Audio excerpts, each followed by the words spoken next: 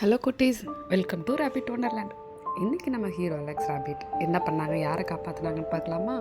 ஒரு காட்டில் ஒரு பூனை, அம்மா பூனையும் ஒரு குட்டி பூனையும் வாழ்ந்துகிட்டு இருந்தாங்களாம்.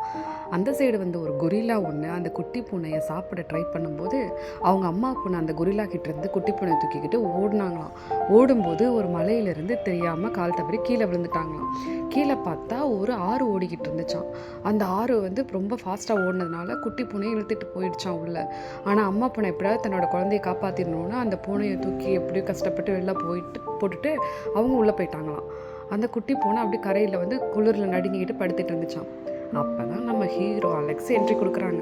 குளிரில் நடுங்கிக்கிட்டு இருந்த குட்டி பூனையை பார்த்து அதை கட்டி பிடிச்சி தூக்கிட்டு அதை நல்லா தொடச்சி அதுக்கு சாப்பாடெல்லாம் கொடுத்து குளிர்காய வச்சு நல்லா தூங்க வச்சாங்களாம்.